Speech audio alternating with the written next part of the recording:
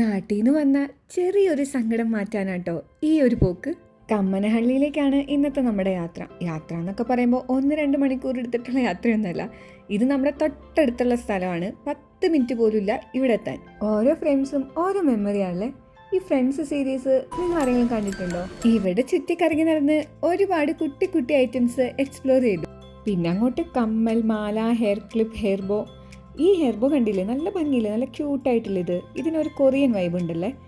ഇതിൻ്റെ ഒരു blue colour ഞാൻ വാങ്ങിച്ചിട്ടോ. ദേ ഈ കാണുന്നില്ലേ, ഇത് തന്നെ. പിന്നെ നമ്മൾ കുറേ നേരം അങ്ങോട്ടും ഇങ്ങോട്ടും നടന്നു. അപ്പോഴാണ് അബു ഷവായ എന്ന് പറഞ്ഞ ഒരു ഷോപ്പ്. അതിൻ്റെ അഡ്വർടൈസ്മെൻറ്റിൻ്റെ ഭാഗമായിട്ട് അവർ നമുക്ക് ലൈവായിട്ട് ഫുഡ് തരികയും ലൈവ് റിവ്യൂ നമ്മുടെ അടുത്ത് ചോദിക്കുകയും ചെയ്യുന്നത്. ഞാൻ അതിനകത്ത് ഫ്രൈഡ് ചിക്കൻ ട്രൈ ചെയ്തായിരുന്നു കേട്ടോ.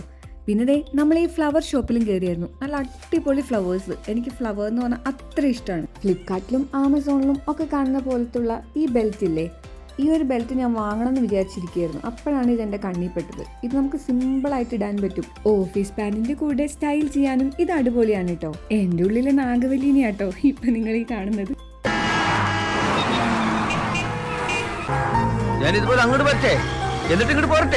എത്ര എനർജി ലോ ആയിട്ടിരുന്നാലും ഷോപ്പിംഗ് എന്ന് പറയുമ്പോൾ എൻ്റെ ഉള്ളിൽ നിന്നൊരു എനർജി വരും. എന്താണെന്ന് അറിയില്ല. നിങ്ങൾക്ക് അങ്ങനെയാണോ?